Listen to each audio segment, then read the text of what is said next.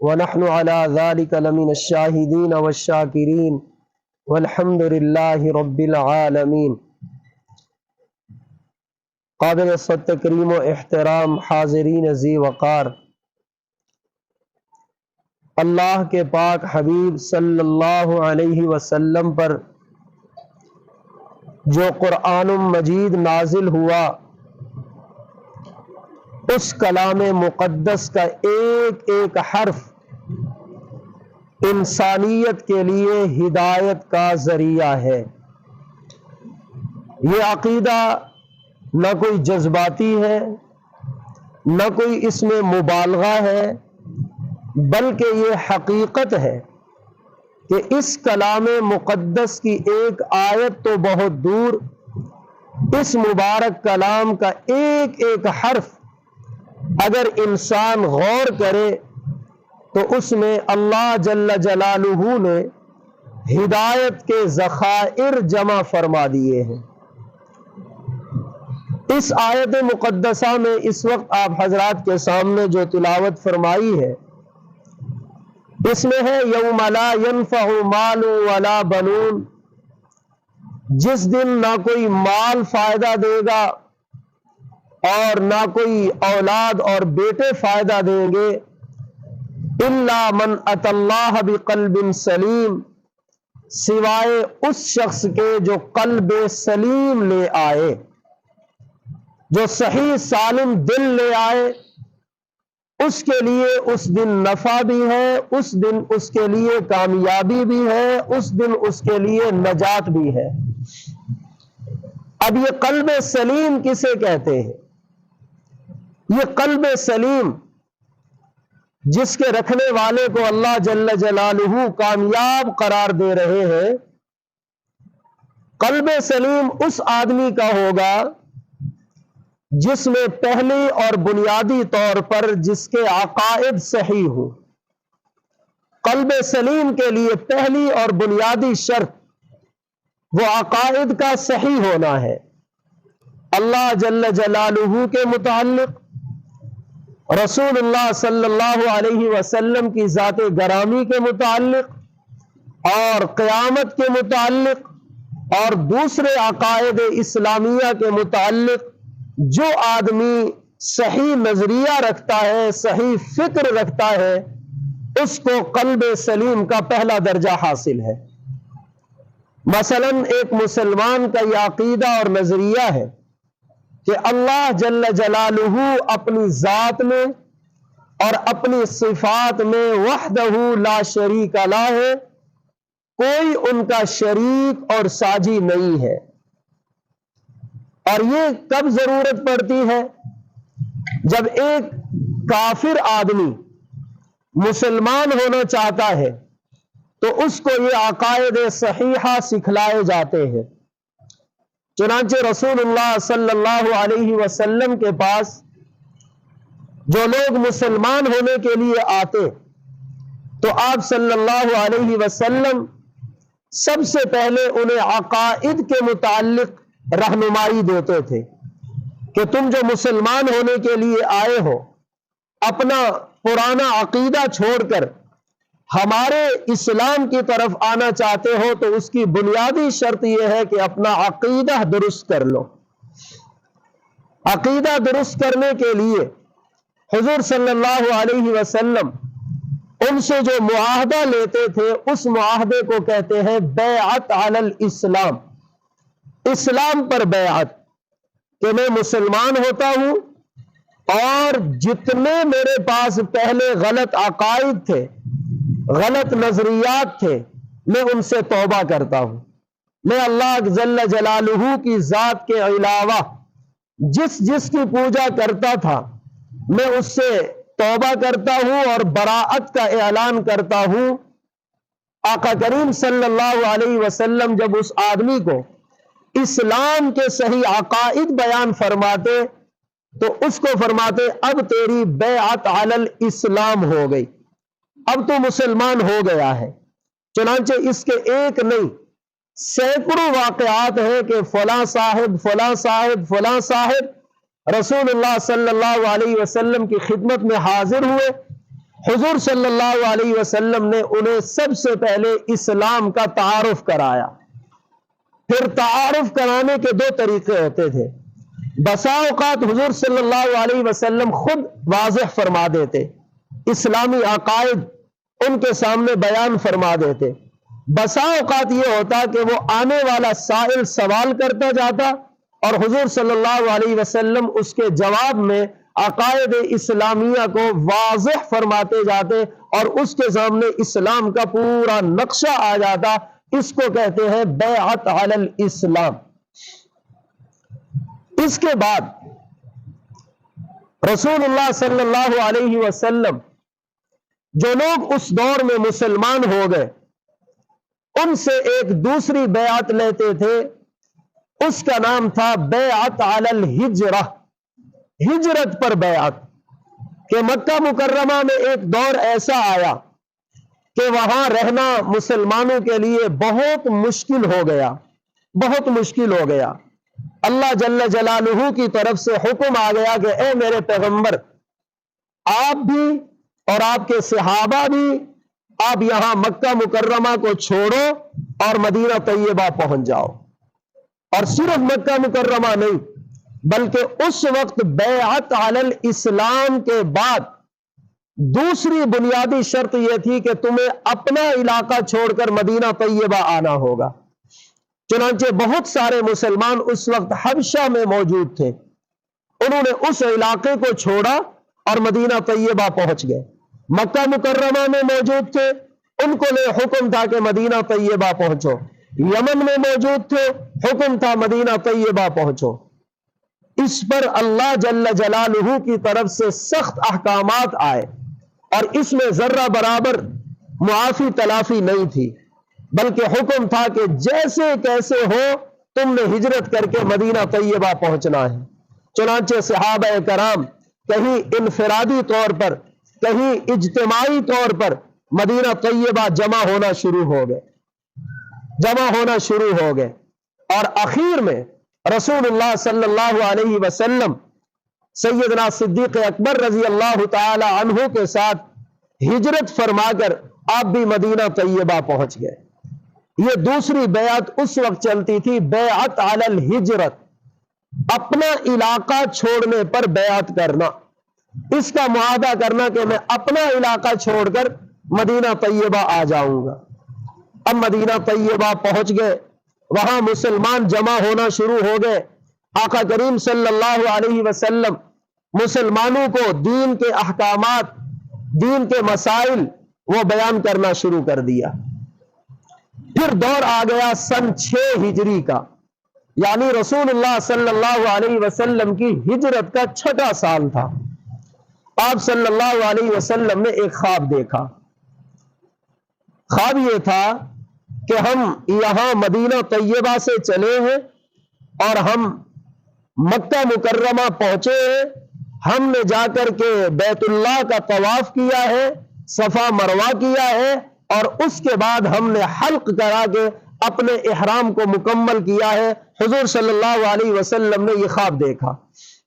خواب دیکھ کر کے دوسرے دن رسول اللہ صلی اللہ علیہ وسلم نے صحابہ کرام کو وہ خواب بتایا تو سب میں خوشی کی لہر دوڑ گئی کہ اس سے بڑی کیا سعادت ہو سکتی ہے، ایک تو عمرے کا مبارک سفر اور وہ بھی رسول اللہ صلی اللہ علیہ وسلم کی قیادت میں، اس سے بڑی خوش نصیبی کیا ہوگی۔ چنانچہ صحابہ کرام نے تیاریاں شروع کر دی، ہر طرف مبارکبادیاں اور خوشیاں کہ ہمیں اپنے پیارے آقا کریم کے ساتھ وہ نصیب ہوگا عمرہ کا مکمل اور مبارک سفر۔ چنانچہ یہ مبارک لشکر یہ روانہ ہوا۔ چلتے چلتے آقا کریم صلی اللہ علیہ وسلم جہاں سے تشریف لا رہے تھے، مدینہ طیبہ سے مکہ مکرمہ کا جو راستہ ہے، اس میں اطلاع ملی کہ حضرت آپ کو اس راستے سے شاید داخل نہ ہونے دیں۔ چنانچہ رسول اللہ صلی اللہ علیہ وسلم نے وہ راستہ چھوڑ دیا، آپ چھوڑ کر یوں جدہ کی جانب سے آئے اور حدیبیہ کا مقام ہے جسے آج کل شمیسی کہا جاتا ہے، بڑا مبارک جگہ ہے۔ وہاں جب رسول اللہ صلی اللہ علیہ وسلم پہنچے، آقا کریم کو وہاں روک دیا گیا۔ حضور صلی اللہ علیہ وسلم نے انہیں ہر چند کے سمجھایا کہ بھائی ہم لڑنے کے لیے نہیں آئے، ہم تمہیں کچھ نہیں کہیں گے، ہم صرف عمرہ کریں گے اور عمرہ کر کے واپس چلے جائیں گے۔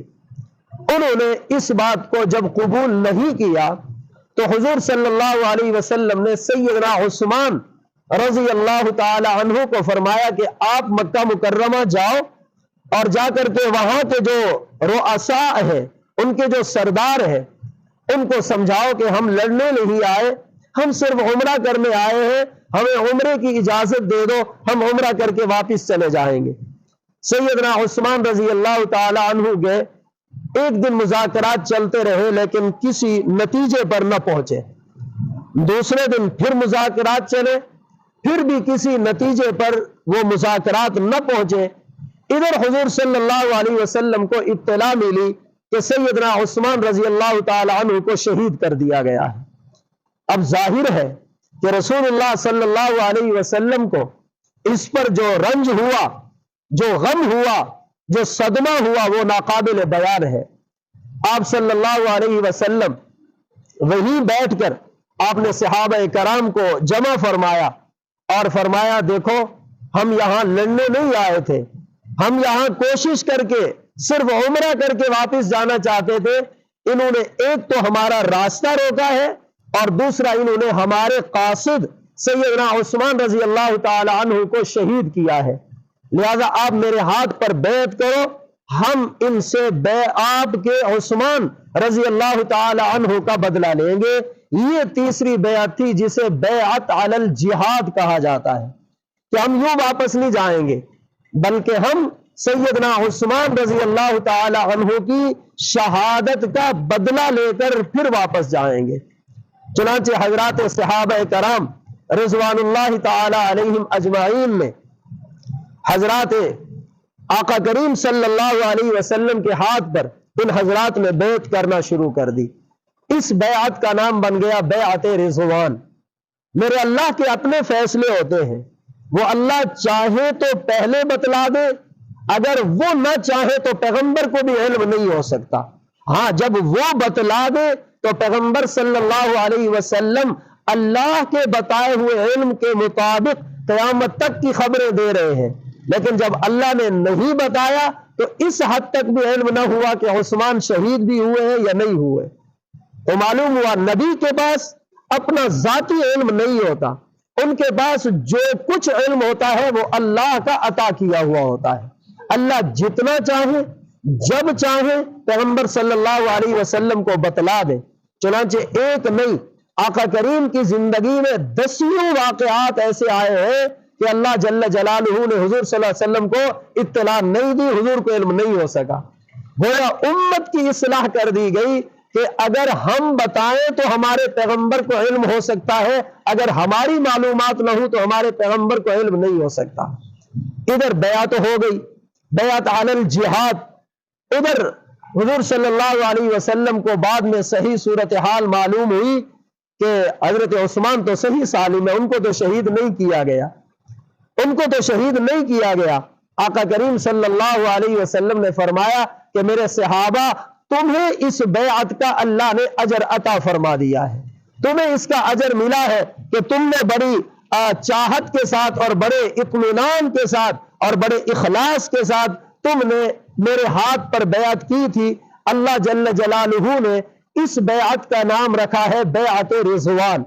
لقد رضی اللہ عن المؤمنین اذ یبایعونک تحت الشجرہ، اے پیغمبر یقیناً یقیناً، 2 حرف تاکید اللہ جل جلالہ لائے ہیں، لام حرف تاکید ہے اور قد حرف تاکید ہے، اور حضرات علماء نحو فرماتے ہیں جہاں 2 حرف تاکید جمع ہو جائیں وہاں قسم کا معنی پایا جاتا ہے۔ گویا اللہ نے قسم اٹھا دی ہے میرے پیغمبر، میں اپنی زندگی اپنی کبریائی کی قسم کھاتا ہوں کہ اللہ ان بیعت کرنے والوں سے راضی ہو چکا ہے، اللہ راضی ہو گیا ہے۔ اذ یبایعونک تحت الشجرہ، جس وقت وہ آپ سے بیعت کر رہے تھے اس درخت کے نیچے۔ یہ تیسری بیعت تھی بیعت علی الجہاد۔ بعد میں صلح حدیبیہ ہوئی۔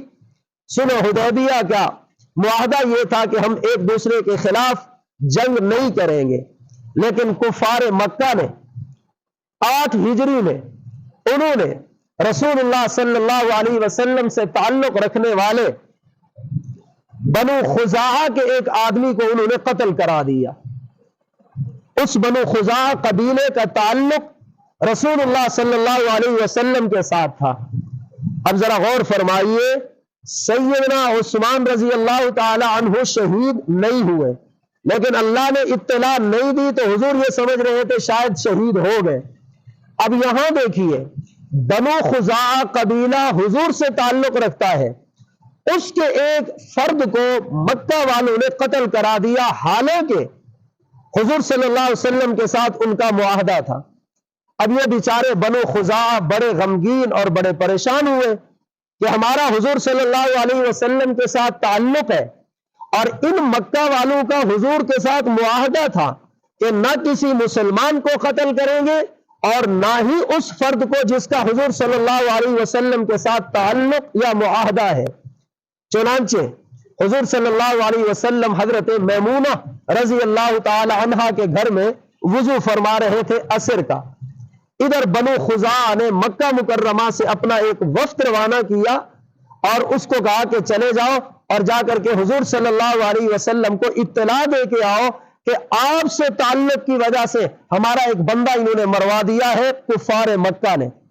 اب ادھر سے یہ قافلہ چلا، ابھی مدینہ طیبہ سے بہت دور تھا کہ حضرت میمونہ رضی اللہ تعالیٰ عنہ کے گھر میں، عنہا کے گھر میں حضور صلی اللہ علیہ وسلم وضو فرما رہے تھے۔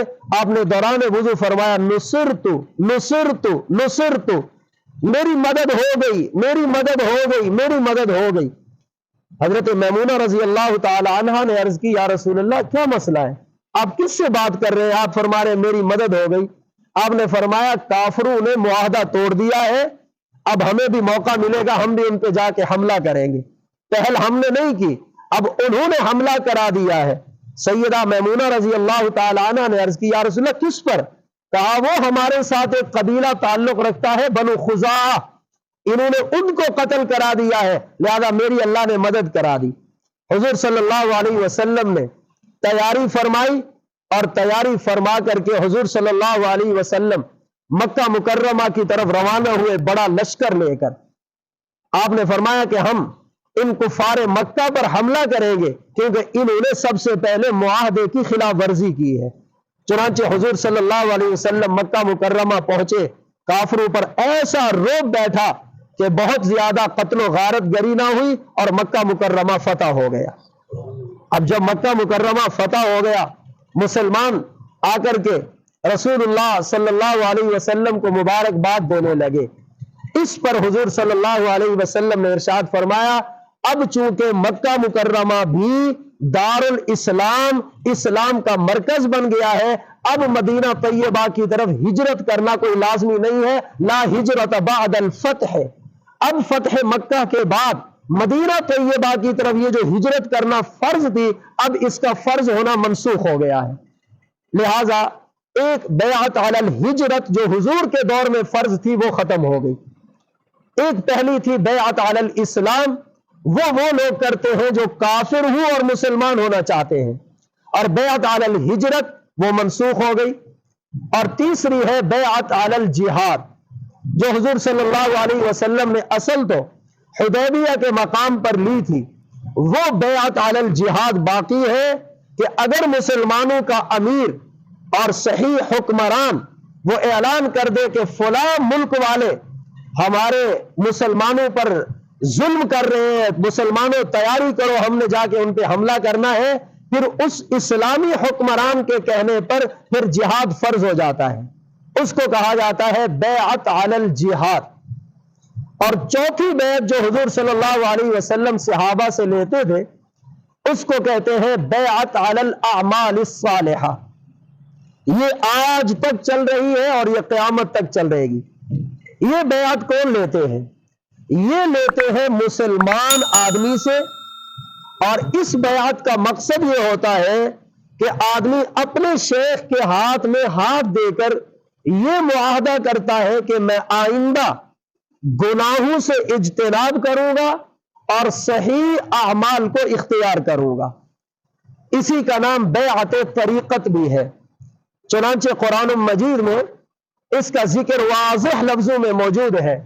یا ایھا النبی اذا جاءک المؤمنات یبایعنک علی الا یشرکن باللہ شیئا، اے پیغمبر جب آپ کے پاس آ جائیں ایمان والی عورتیں، ایمان تو وہ پہلے لا چکی ہے، اب آپ سے وہ بیعت کرنے آئے، کئی چیزیں ہیں اس میں کہ ہم شرک نہیں کریں گی، چوری نہیں کریں گی، زنا نہیں کریں گے، اپنی اولاد کو قتل نہیں کریں گے، ناحق کسی کا مال نہیں کھائیں گے۔ اس بیعت کا طریقہ رسول اللہ صلی اللہ علیہ وسلم کے دور سے چلا آ رہا ہے۔ حضور صلی اللہ علیہ وسلم حضرات صحابہ کرام سے بھی یہ بیعت لیتے تھے، اور حضرات صحابیات ان سے بھی حضور صلی اللہ علیہ وسلم یہ معاہدہ لیتے تھے۔ لیکن اس معاہدے میں فرق ہوتا تھا۔ جو مرد آ کر کے یہ معاہدہ کرتے تھے کہ ہم آئندہ نیک اعمال کریں گے اور برے کاموں سے بچیں گے، اگر مرد آتے تو حضور صلی اللہ علیہ وسلم ہاتھ میں ہاتھ دے کر کے ان سے یہ معاہدہ لیتے تھے، ان سے یہ عہد لیتے تھے۔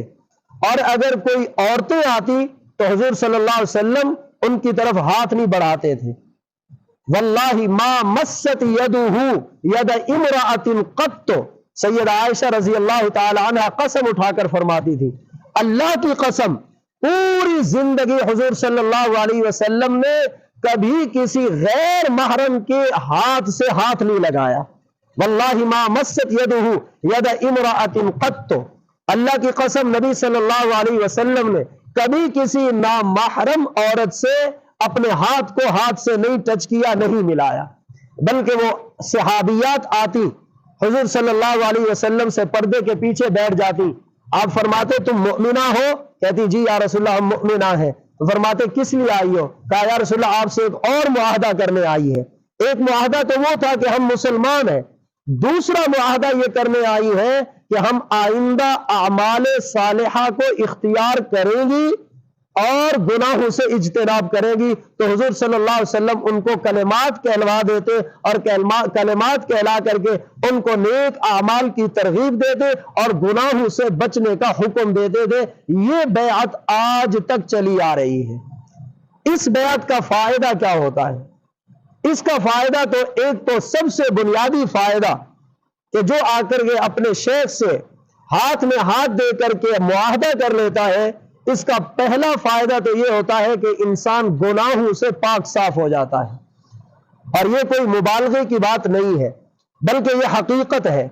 رسول اللہ صلی اللہ علیہ وسلم نے ارشاد فرمایا، التائب من الذنب کمن لا ذنب لہ، ارے گناہ سے توبہ کرنے والا اس شخص کی طرح ہے جس کا کوئی گناہ ہی نہیں ہے۔